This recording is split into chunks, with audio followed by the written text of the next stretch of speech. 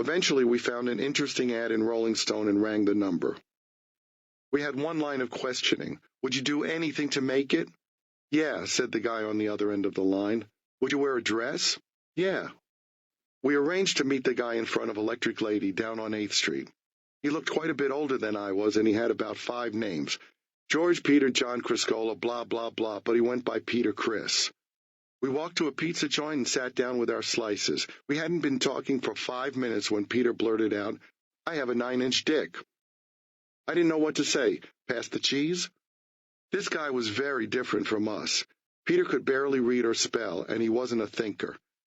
When he played with us the first time at 23rd Street, it didn't sound particularly good.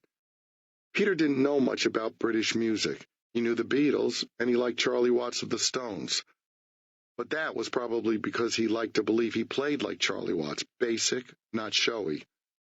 As for any other drummers, the ones he couldn't play like, he disliked them all. Peter also didn't understand the basics of song structure, verse, chorus, bridge. It all meant nothing to him. If I said, let's pick up at the second verse, he just sat there. He had to memorize a song from beginning to end, and if we stopped in the middle or he lost his place, he was fucked.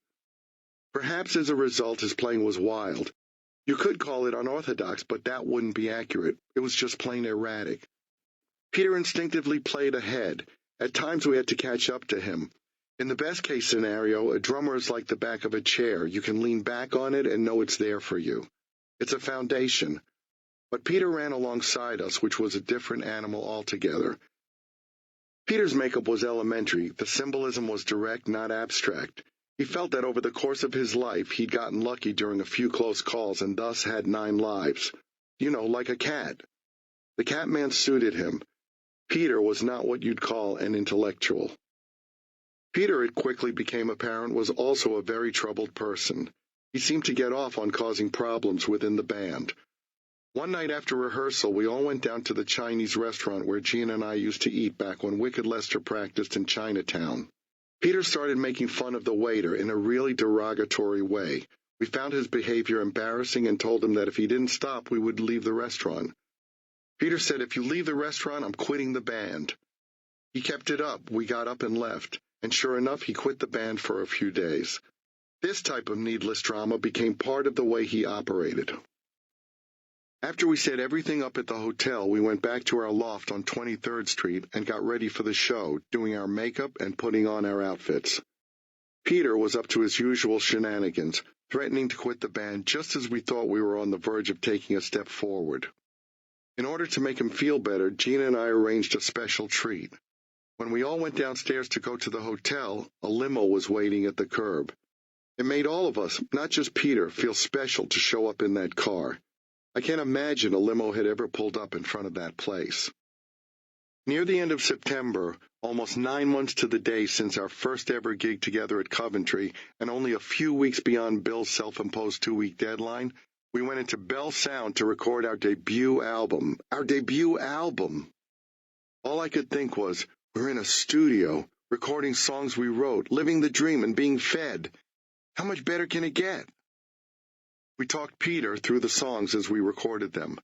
I had a microphone into which I had to say things like, okay, here comes the dat-dat-dat, or now the rat-a-tat-tat. It was the only thing that worked. The photographer who shot our first album cover, Joel Brodsky, had done the Strange Days cover for The Doors. Joel told us there was a makeup person on hand for the shoot. We all did our own makeup anyway, except Peter. He had the makeup person do it, who decided to make his face look like some sort of tribal lion mask. We had never seen that makeup before, and we were glad not to see it again. Bill Aucoin said at one point in the summer of 1974 that we needed to make another album. Coming Home was a road song Ace and I built around a damn good riff and some fragments of ideas he had. I wrote Mainline in L.A. too, and thought it had a great swagger to it. When we were working on it at Village Recorder, Peter said, either I sing that song or I'm quitting the band. I was astonished. Same shit, different day. Peter seemed to resent everything he was given. It was a no-win situation. The fact that he was given things further highlighted his inability to contribute. He began to vent his inner turmoil and feelings of insecurity by trying to make everyone else as miserable as he was inside. Peter also resented me for not paying my dues, as he constantly put it. As far as I saw it, Peter hadn't succeeded before hooking up with us because he had no idea what it took to become successful or to sustain success. Now he was along for the ride and couldn't help trying to hamper things and create strife. I didn't begrudge anybody's limitations, but I definitely begrudged Peter's attitude, the animosity and conniving. One bone of contention as we put the finishing touches on the album was a long, boring drum solo. Soloing was not Peter's forte. He often sounded more like Ricky Ricardo playing the bongos than a rock and roll drummer playing a legitimate solo. Plus, a solo that might be riveting at a show when combined with effects and an audience could be mind-numbingly dull in record form. So we edited it. "If you don't put it back in," Peter told us, "I'm quitting the band." Sigh. Same old crap. As we began work on what would become Destroyer, Bob made a point of letting us know he was the boss. He wore a whistle around his neck and referred to us as campers. He told us we didn't know anything, which was true. He told us never to stop playing until he said so. When it came time for the drums, we faced a real challenge. Bob spent many hours teaching Peter his parts.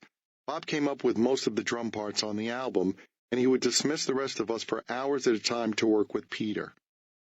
Detroit Rock City in particular had a very challenging drum beat, and it took a lot of effort and patience for Bob to get Peter to be able to play something he couldn't have learned to play on his own if his life had depended on it.